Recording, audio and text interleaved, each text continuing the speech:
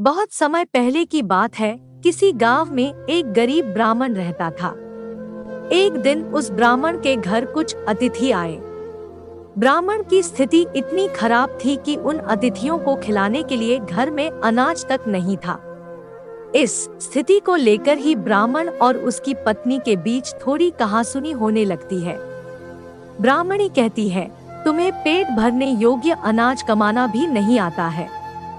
इसी का नतीजा है कि आज घर में अतिथि आ खड़े हुए हैं और हमारे पास उन्हें खिलाने के लिए कुछ भी नहीं है। इस पर ब्राह्मण अपनी पत्नी से कहता है, कल कर्क संक्रांति है, मैं कल भिक्षा लेने के लिए दूसरे गांव जाऊंगा।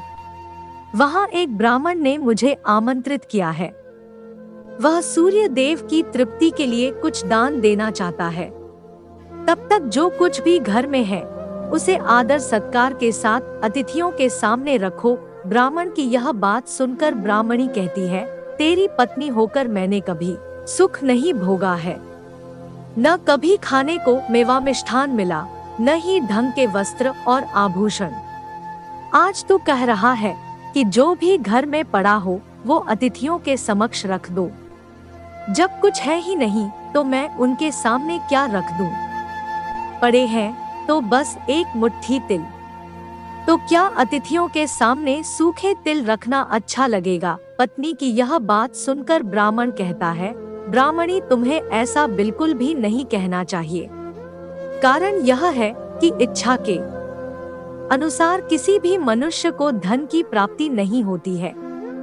जरूरी है तो पेट भरना, और पेट भरने योग्य अनाज तो मैं ले ही आता हूँ। अधिक धन की चाहत अच्छी नहीं। ऐसी इच्छा का तुम्हें त्याग कर देना चाहिए। अधिक धन की इच्छा के चक्कर में मनुष्य के माथे पर शिखा बन जाती है। माथे पर शिखा वाली बात सुन ब्राह्मणी बड़े ही आश्चर्य से ब्राह्मण से पूछती है, अधिक धन की इच्छा में माथे पर शिखा हो जाती है? मैं कुछ समझी नहीं, जो भी कहना है खुलकर कहिए। ब्राह्मणी के इस सवाल का जवाब देने के लिए ब्राह्मण अपनी पत्नी को शिकारी और गीदड़ की एक कहानी सुनाता है। ब्राह्मण कथा की शुरुआत करता है। एक दिन एक शिकारी जंगल में शिकार की खोज कर रहा था।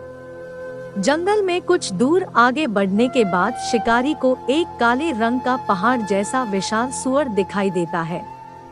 सूअर को देखते ही शिकारी अपना धनुष उठा लेता है और कमान खींचते हुए सूअर पर निशाना लगा देता है। कमान से निकला हुआ तीर तीव्र गति से सूअर को घायल कर देता है। घायल होने पर सूअर चिंघाड़ता हुआ शिकारी पर पलटवार कर देता है। सूअर के तीखे दांतों से शिकारी का पेट फट जाता है। इस तरह शिकार और शिकारी दोनों का ही अंत हो जाता है। इसी बीच खाने की तलाश में भगता हुआ एक भूखा गीदड़ वहां से होकर गुजरता है जहां शिकारी और सूअर का शव पड़ा हुआ था। बिना मेहनत इतना सारा भोजन देख गीदड़ मन ही मन बहुत खुश होता है और मन ही मन सोचता है कि आज तो ईश्वर की बड़ी कृपा हुआ जो इतना अच्छा और अधिक भोजन एक साथ मुझे मिला है। मैं इसे धीरे धीरे और आराम से खाऊंगा ताकि लंबे समय तक मैं इसे उपयोग में लाऊंगा। इस तरह मैं इस भोजन के साथ लंबे समय तक अपनी भूख को शांत रख पाऊंगा। इन सभी बातों पर विचार करते हुए गीदड़ सबसे पहले छोटी छोटी चीजों को खाना शुरू करता है। तभी उसे शिकारी के मृत शरीर के पास धनुष पड़ा दिखता है। गीदड़ के मन में पहले उसे ही खाने का विचार आता है और वह धनुष पर चढ़ी डोर को चबाने लगता है। गीदड़ के चबाने से धनुष पर चढ़ी डोर टूट जाती है और डोर के टूटने से धनुष का एक सिरा वेग के साथ गीदड़ के माथे को भेदता हुआ ऊपर निकल आता है। गीदड़ के माथे को भेद कर धनुष का जो सिरा गीदड़ के सिर पर निकल आता है, वह ऐसा प्रतीत होता है मानो गीदड़ के माथे पर शिखा निकल आई हो। घायल होने के कारण कुछ देर बाद गीदड़ की भी मौत हो जाती है।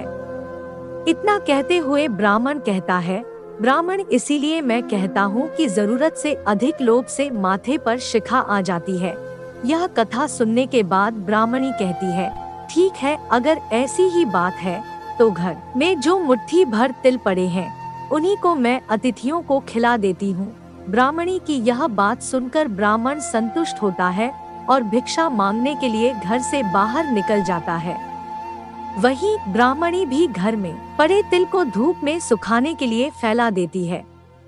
तभी कहीं से एक कुत्ता आ जाता है और उन साफ तिलों पर पेशाब कर देता है, जिससे सभी तिल खराब हो जाते हैं। तिल के खराब हो जाने पर ब्राह्मणी काफी परेशान हो जाती है और सोचती है यही तो तिल थे जिन्हें पकाकर मैं अतिथियों को खिला सकती थी। अब मैं क्या करूं? काफी देर सोचने के बाद ब्राह्मणी को एक तरीका सूझा। उसने सोचा कि अगर वह गंदे तिलों के बदले साफ तिल देने की बात कहेगी तो कोई भी आसानी से मान जाएगा। साथ ही किसी को भी इन तिलों के खराब होने की बात पता नहीं चलेगी। इस विचार के साथ वह उन तिलों को लेकर घर घर घूमने लगी। ब्राह्मणी की यह बात सुनकर एक महिला वह तिल लेने के लिए तैयार हो गई, लेकिन उस महिला का पुत्र अर्थशास्त्र पढ़ा हुआ था। उसने अपनी माँ से कहा कि इन तिलों में जरूर कोई न कोई खोट होगी, वरना कौन साफ सुथरे तिलों को गंदे तिलों के बदले देने के लिए तैयार होगा। पुत्र की यह बात सुनकर महिला ने ब्राह्मणी के तिलों को लेने से मना कर दिया। कहानी से सीख: हमारे पास जो भी होता है हमें उसी में सुखी रहना चाहिए। किसी के पास ज्यादा चीज देखकर दुखी नहीं होना चाहिए।